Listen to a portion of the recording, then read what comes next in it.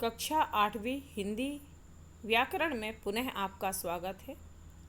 आज हम शब्द विचार को पढ़ेंगे।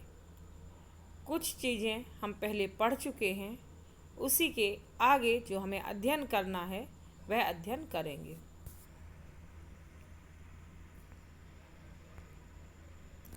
शब्द के भेद। आज मैं शब्द के जो भेद हमने दो पढ़ लिए थे। पिछली कक्षा में हमने अर्थ के आधार पर और उत्पत्ति के आधार पर दो भेद हमने पढ़ लिए थे। अब हम पढ़ेंगे रचना एवं प्रयोग के आधार पर शब्द के भेद। तो व्युत्पत्ति के आधार पर जो शब्द के भेद हैं, व्युत्पत्ति का अर्थ ही रचना होता है या बनावट होता है। तो इसके आधार पर शब्द के भेद निम्नलिखित हैं। पहला है रूढ़ शब्द, दूसरा यौगिक और तीसरा योग रूढ़। इसे मैंने आपको पिछली कक्षा में भी समझाया है, पुनः इसे हम समझेंगे। रूढ़ शब्द कौन से होते हैं?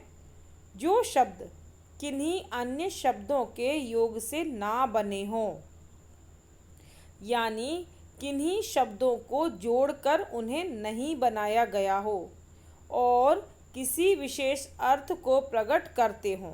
वे केवल किसी विशेष अर्थ को प्रकट करते हों और जिनके टुकड़ों का कोई अर्थ नहीं होता। जिनके यदि हम टुकड़े करें तो उन टुकड़ों का कोई अर्थ नहीं होता, वे शब्द रूढ़ शब्द कहलाते हैं। जैसे घर, यदि हम घर शब्द का प्रयोग करें तो उदाहरण स्वरूप इसे देखें तो इसके टुकड़े करने पर हमें कोई सार्थक शब्द नहीं मिलेगा। तो यह भी एक रूढ़ शब्द है। पेड़ भी रूढ़ शब्द है। तो आपको रूढ़ शब्द समझ में आ गया होगा कि वह शब्द जो किन्हीं अन्य शब्दों के योग से ना बने। जैसे पेड़ किसी भी योग से नहीं बना है, घर किसी के भी योग से नहीं बना है। तो जो एक विशेष अर्थ ही प्रकट करता हो और जिनके टुकड़ों का कोई अर्थ नहीं होता, वे शब्द रूढ़ शब्द कहलाते हैं। अब आती है बात यौगिक शब्दों की। यौगिक शब्द योग से बना हुआ है ना। तो जो शब्द कई सार्थक शब्दों के योग से बना हो वह यौगिक कहलाते हैं। जैसे रसोई घर, विद्यालय, हिमालय, ये कैसे शब्द हैं? यौगिक शब्द हैं। हिम और आलय, विद्या और आलय, विद्या का अर्थ है शिक्षा और आलय का अर्थ होता है घर। तो इस प्रकार से जो शब्द योग से बनते हैं, घोड़ा गाड़ी, रेलगाड़ी, तो ये शब्द क्या कहलाते हैं? यौगिक शब्द। दो शब्दों या दो से अधिक सार्थक शब्दों के मिलने से जो बने हों, वे शब्द सार्थक होना चाहिए जिनसे वह मिलें। जैसे बैल और गाड़ी दोनों सार्थक शब्द हैं। रेल और गाड़ी, विद्या और आलय, पुस्तक और आलय। तो इस प्रकार के जो शब्द होते हैं वह होते हैं यौगिक शब्द। अब योग रूढ़ शब्दों के विषय में हम जानते हैं। वे शब्द जो यौगिक तो हैं किंतु सामान्य अर्थ को ना प्रकट कर किसी विशेष अर्थ को प्रकट करते हैं। आपको पहले भी बताया था कि ये जो शब्द हैं वे किसी विशेष अर्थ को प्रकट करते हैं और ये वे शब्द होते हैं जो सभी बहुब्रीहि समास के उदाहरण होते हैं। आगे आप जब समास पढ़ेंगे तब आपको पता चल जाएगा कि बहुब्रीहि समास क्या होता है। तो योग रूढ़ शब्द वे शब्द होते हैं जो यौगिक तो हैं किंतु सामान्य अर्थ को प्रकट ना करके किसी विशेष अर्थ की ओर हमारा इशारा करते हैं, यानी किसी विशेष अर्थ की ओर हमारा ध्यान आकर्षित करते हैं। अब हम इनके कुछ उदाहरण, यहाँ पे उदाहरण भी दिए हैं, रूढ़ शब्द, यौगिक शब्द और योग रूढ़ शब्द। तो रूढ़ शब्द जिनके टुकड़े नहीं किए जा सकते, देखो यहाँ दिया हुआ है घर, कलम, रोटी। यौगिक शब्द जिनके खंड या टुकड़े तो किए जाते हैं, उन्हें जैसे कि अनाथालय, घोड़ा गाड़ी, घुड़दौड़, विद्युत मापी, ये सभी शब्द क्या हैं? यौगिक शब्द हैं। दो शब्दों को जोड़कर जो बनाए गए हैं। योग रूढ़ शब्द क्या होते हैं? योग रूढ़ शब्द ऐसे शब्द जो यौगिक हैं लेकिन वे सामान्य अर्थ के स्थान पर कोई विशेष अर्थ प्रकट करते हैं। पंक और जा का अर्थ होता है जन्म। मैंने पिछली कक्षा में भी आपको बताया था, ये पंकज शब्द धूल पाठ में आया है ना। तो मैंने पहले भी आपको बताया था कि जा शब्द का अर्थ होता है जन्मा। पंकज, पंकज जो कीचड़ में उत्पन्न होता है या कीचड़ में जन्म लेता है। कमल, पीत धन अंबर, पीले वस्त्र हैं जिनके, वह है विष्णु। तो नोट यहाँ क्या दिया है? योग रूढ़ शब्द में केवल बहुव्रीहि समास के उदाहरण ही आते हैं। यह भी आप ध्यान रखें। दो चीज़ें हमने एक साथ पढ़ी, बहुव्रीहि समास के उदाहरण भी हमें समझ में आ गए और हमने योग रूढ़ शब्द भी पढ़े। अब हमने जो व्युत्पत्ति या रचना या बनावट के आधार पर शब्द के तीनों भेद हैं वो पढ़ लिए, है ना।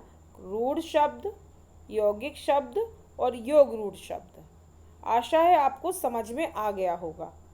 अब प्रयोग के आधार पर शब्द के भेद प्रयोग करना है। भाषा में हमें प्रयोग करना है शब्दों का, तो उसके आधार पर शब्द के क्या भेद होते हैं, कौन कौन से भेद होते हैं, और इसको हम जानेंगे कैसे। इसे दो भागों में बांटा गया है, एक तो विकारी और दूसरा अविकारी। विकारी शब्द के चार भेद होते हैं। अब पहले तो आप ये समझें कि विकारी शब्द क्या होते हैं। विकार का मतलब होता है दोष, दोष या परिवर्तन, बदलाव। तो जिन शब्दों में बदलाव आ जाए, अच्छा शब्दों में बदलाव कब आएगा? जब उनका वाक्य में या भाषा में प्रयोग किया जाएगा। तो भाषा में प्रयोग करते समय, बोलते समय, वाक्य में प्रयोग करते समय जिन शब्दों में बदलाव आ जाए, बदलाव किन स्थितियों में आते हैं? लिंग, वचन, काल आदि के मतलब उसमें बदलाव आ जाते हैं। तो यदि बदलाव आता है तो वह कौन सा है शब्द? विकारी शब्द। और यदि बदलाव नहीं आता है तो वह है अविकारी शब्द। तो हम कुछ बातें आपको उदाहरण स्वरूप बताएंगे, आप उन्हें सुने और समझें। पहला दिया है विकारी शब्द संज्ञा। संज्ञा तो आप सभी ने सेकंड थर्ड स्टैंडर्ड से पढ़ी है ना, तो आपको ये पता होगा कि संज्ञा विकारी होता है। अब कैसे होता है विकारी देखें। यदि हमने बोला बच्चा खेल रहा है, ठीक है। अब यदि बहुत सारे बच्चे हैं तो हम क्या बोलेंगे? कई बच्चा खेल रहा है, कि कई बच्चे खेल रहे हैं या बच्चे खेल रहे हैं, ठीक है। तो बच्चा क्या है शब्द? संज्ञा शब्द है। अब संज्ञा शब्द में वचन बदला तो क्या हो गया? बच्चा से बच्चे हो गया। अब खेल रहा है और खेल रहे हैं, तो आपने देखा होगा कि रहा है और रहे हैं हो गया। तो ये खेल रहा है, खेल रहे हैं, ये क्या है? ये क्रिया है। बच्चे के द्वारा क्या किया जा रहा है? खेला जा रहा है, तो ये क्रिया है। तो क्रिया शब्द में भी बदलाव हो जाता है। तो संज्ञा भी हमने देखा, देखो पहला शब्द है संज्ञा और चौथा क्या है? क्रिया है। तो दोनों ही कैसे हो गए? विकारी हो गए। अब सर्वनाम और विशेषण को भी हम देख लेते हैं। सर्वनाम संज्ञा के स्थान पर जो प्रयोग किया जाता है। अब मैंने बोला वह जा रहा है। अब यदि कई लोग जा रहे होंगे तो फिर क्या बोलेंगे हम? वे जा रहे हैं, है ना। राम बहुत समझदार है, वह अपना काम समय पर करता है। पर मैंने कहा कि राम और मोहन बहुत समझदार हैं, फिर वह की जगह क्या हो जाएगा? वे अपना काम समय पर करते हैं। तो क्या हो गया? वह की जगह वे हो गया। तो जो सर्वनाम है वह भी वचन के अनुसार उसने क्या किया?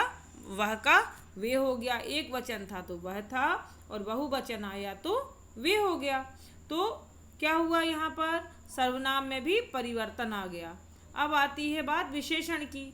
विशेषण क्या होता है, संज्ञा और सर्वनाम की जो विशेषता बतलाता है वह कहलाता है विशेषण। अब मैंने बोला काला गाय घास चरती है, तो यह तो वाक्य आपको हास्यास्पद लगेगा कि काला गाय नहीं मैडम, काली गाय होता है। तो क्या हुआ कि लिंग के अनुसार विशेषण में परिवर्तन जरूरी है, अन्यथा वह वाक्य जो है हास्यास्पद लगेगा, ऐसा कि जिसे सुनकर हंसी आ जाएगी, है ना। तो विशेषण में भी परिवर्तन हो जाता है, होता ही है। अच्छा लड़का और अच्छी लड़की, हुआ ना परिवर्तन। क्रिया हमने पहले ही देख ली थी, तो आपको समझ में आ गया कि ये सभी जो हैं यह विकारी शब्द हैं। इसके अलावा अविकारी शब्द जो हैं उनको आप देखें। अविकारी शब्दों के 4 भेद होते हैं, क्रिया विशेषण हैं, संबंध बोधक हैं, समुच्चय बोधक हैं और विस्मयादि बोधक हैं। तो क्रिया विशेषण यदि हम देखें तो क्रिया विशेषण जो है, बच्चे धीरे धीरे बाजार की ओर जा रहे हैं, गाय धीरे धीरे खेतों की ओर लौट रही हैं, बच्चे कक्षा में धीरे धीरे बातें कर रहे हैं। तो जो आपने ध्यान दिया कि वाक्य में 2 शब्द हैं धीरे धीरे, इनमें कोई परिवर्तन नहीं आया। ये जो धीरे धीरे शब्द है वह किसकी विशेषता बता रहा है, जो कार्य किया जा रहा है उसकी विशेषता बता रहा है। तो वह हुआ क्रिया विशेषण। क्रिया विशेषण में किसी भी प्रकार से कोई परिवर्तन नहीं होता है। संबंध बोधक, समुच्चय बोधक, विस्मयादि बोधक, ये सभी लेकिन, किंतु, परंतु, इसलिए इन शब्दों में कोई परिवर्तन नहीं होता, चाहे वाक्य कैसा भी हो। विस्मयादि बोधक विस्मय पैदा करने वाला या आश्चर्य बोधक शब्द, आह, ओह, अरे वाह, इन शब्दों में किसी भी आधार पर कोई परिवर्तन नहीं होता, तो ये सभी कहलाते हैं अविकारी शब्द। इन शब्दों में किसी भी आधार पर कोई परिवर्तन नहीं होता, चाहे वचन एक हो, वचन बहुवचन हो, कर्ता कोई भी हो, काल कोई भी हो, किसी भी आधार पर इनमें परिवर्तन नहीं होता, और जिनमें परिवर्तन नहीं होता वे अविकारी शब्द कहलाते हैं। तो प्रयोग के आधार पर हमने 2 तरह के शब्द सीखे। पहला शब्द है अविकारी शब्द और दूसरा है विकारी शब्द। तो विकारी और अविकारी का अर्थ आप समझ गए होंगे। विकारी जिनमें परिवर्तन उत्पन्न हो जाता है और अविकारी जिनमें किसी भी आधार पर कोई परिवर्तन उत्पन्न नहीं होता। अब इन प्रयुक्त 8 प्रकार के शब्दों में विकार की दृष्टि से भी 2 प्रकार, ये पुनः आपको जो समझाया गया है पुनः आपको लिखने के लिए दिया गया है ना। विकारी शब्द क्या होते हैं और अविकारी शब्द क्या होते हैं, जो बात मैंने आपको समझाई है वही यहाँ पर दी गई है। आप पुनः उन्हें पढ़ेंगे और समझेंगे। जिन शब्दों का रूप परिवर्तन होता रहता है वे विकारी शब्द कहलाते हैं, जैसे कुत्ता, कुत्ते, कुत्तों, मैं, मुझे, हमें, अच्छा, अच्छे, खाता है, खाती है, खाते हैं। इनमें संज्ञा, सर्वनाम, विशेषण और क्रिया विकारी शब्द हैं। पुनः वही चीज़ है जो आपको एक बार समझाई गई है, पुनः आपका लेखन की दृष्टि से आपको कोई परिवर्तन, कोई परेशानी ना हो, इसलिए इसे दिया गया है। अविकारी शब्द जिन शब्दों में कोई परिवर्तन नहीं होता, वे शब्द रूप वैसे ही रहते हैं, वे अविकारी शब्द कहलाते हैं। जैसे यहाँ पर किंतु, नित्य, और, हे, अरे आदि शब्द हैं। इनमें क्रिया विशेषण, संबंध बोधक, समुच्चय बोधक और विस्मयादि बोधक, इनमें कोई परिवर्तन नहीं होता। मैंने आपको बताया था किंतु, परंतु, इसलिए, इन सभी में किसी भी स्थिति में कोई परिवर्तन नहीं आता। तो ये सभी जो शब्द हैं वह अविकारी हैं। बच्चों, आशा है कि आपको जो कुछ भी पढ़ाया है, समझाया है, वह समझ में आ गया होगा। अब आपको कुछ प्रश्न दिए हैं। हालांकि जितना भी ये व्याकरण कार्य है ये आपको पूरा करना है, परंतु यहाँ पर कुछ प्रश्नों के उत्तर हैं, वो केवल आपको यह जांचने के लिए दिए गए हैं कि आपको जो कुछ भी पढ़ाया है वह आपको समझ में आया है या नहीं। हालांकि आपको जो कुछ भी इन स्लाइड्स में दिया गया है वे सभी चीज़ें आपको कोशिश करना है कि आप भले ही शॉर्ट में लिखें, कम लिखें, परंतु हर एक चीज़ को आप लिखें जिससे आपको याद रहेगा, है ना। व्याकरण ऐसी चीज़ है कि जो आपकी भाषा को एक आधार प्रदान करती है, और व्याकरण के ज्ञान के बिना किसी भी भाषा पर अधिकार प्राप्त करना मुश्किल है। हम बोलने को हिंदी बोल लेते हैं, लिखने को लिख भी लेते हैं, परंतु सही उच्चारण, सही लेखन के लिए व्याकरण का ज्ञान होना अत्यंत आवश्यक है। अतः जो कुछ भी आपको पढ़ाया जाए उसे अपनी कॉपी में लिखना है, समझना है और लिखना है। और कोशिश करें कि यदि आप समझ लें एक बार, तब आप समझने के बाद बिना देखे लिखने की कोशिश करें। उसको देखकर आपको तुरंत कॉपी करके नहीं लिखना है, नहीं तो आपको कभी भी चीज़ें समझ में ही नहीं आएंगी और कभी आप लिखने के बाद फिर आप भूल जाएंगे। यदि आप एक बार एक चीज़ को समझ लें, जैसे मान लीजिए आपने प्रयोग के आधार पर शब्दों के भेद, तो आप वो स्लाइड देख लें, समझ लें और उसके बाद आप छोड़ दें उसको, और फिर अपनी कॉपी में लिखने की कोशिश करें कि आपको कितना याद है, क्या आपको समझ में आया है। यदि आपके घर में आपके छोटे भाई बहन हैं तो उनको आप समझाने की कोशिश कीजिए। उनको यदि आप समझाएंगे तो आपको बात जल्दी समझ में आएगी। यदि छोटे भाई बहन नहीं हैं तो अपने माता पिता को भी आप समझाने की कोशिश कर सकते हो कि आइए आज मैं आपको ये चीज़ पढ़ाता हूँ।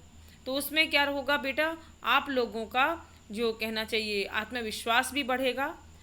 और कोई भी विषय हो, मैं ये नहीं कह रही कि हिंदी ही आप पढ़ाएं, सभी विषय जो भी आप पढ़ते हैं ऑनलाइन क्लास में, ऑफलाइन क्लास में, उसको यदि आपको पुनर्अभ्यास करना है तो उसके लिए आप घर में अपने माता पिता को 15 मिनट 20 मिनट एक टॉपिक आप पढ़ा दीजिए, समझा दीजिए, लाइए मैं आपको ये चीज़ पढ़ाता हूँ। उनको हो सकता है उनको मैथ्स में और साइंस में रुचि ना हो, किसी को हो सकती है रुचि, भाषा में तो सभी की रुचि होती है, हिंदी और अंग्रेजी में। तो उन्हें आप छोटी छोटी सी चीज़ें बताइए, पढ़ाइए, उन्हें नई चीज़ें बताइए, तो उनको भी मज़ा आएगा और आपको भी सीखने को मिलेगा, आपका आत्मविश्वास भी बढ़ेगा।